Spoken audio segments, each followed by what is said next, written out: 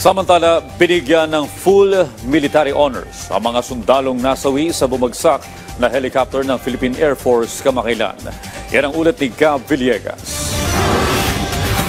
Dumating na kagabi sa Villamor Air Base ang apat na nasawi sa pagbagsak ng isang Super Huey helicopter ng Philippine Air Force sa bayan ng Loreto sa Agusan del Sur habang nagsasagawa ng humanitarian at disaster response matapos tumama ang bagyong Tino nitong Martes.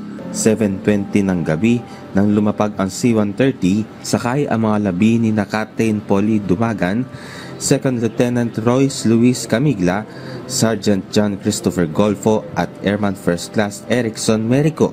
Emosyonal ang mga pamilyang naulila habang papalapit sila sa mga metal coffin kung saan nandoon ang labi ng kanilang mga yumaong mahal sa buhay.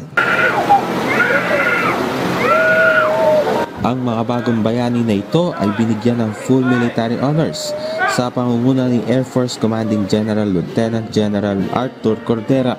Tinanggap ng mga kaanak ang posthumous awards at mga distinguished aviation crosses ng kanilang mga kaanak bilang bahagi ng 505th Search and Rescue Wing ng Air Force. Bago nito sa ganap na 4:47 PM, lumipad ang C-130 plane mula sa Davao kasama ang kanilang mga labi.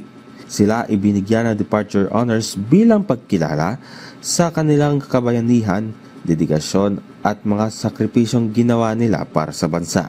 Ang labi ni Sergeant Yves Sihub ay binigyan din ng departure honors ng Eastern Mindanao Command bago dalhin ang kanyang labi patungo sa General Santos alas 9 ng umaga kahapon. Si Airman Amir Kaidar Apion ay binigyan din ng departure honors bago dalhin ang kanyang labi sa Edwin Andrews Air Base sa Zamboanga.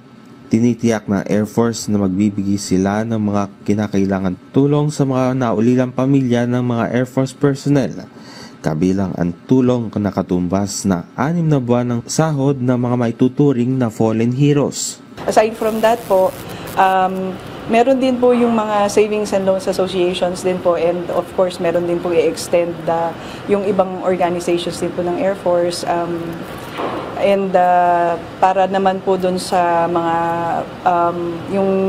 yung pagpunta po dito ng mga kamag-anak, actually muna yung pag-asikaso din po sa kanila, ayun din po yung i-assist po natin sila hanggang po sa burial po. And also dahil nga po dito sa kagitingan po ng ating mga airmen, all AFP personnel are entitled to be buried at libingan ng mga bayani if the family would be allowing them to. Ganun. But sometimes po yung mga ibang families mas gusto nila na iuwi po dun sa mga probinsya.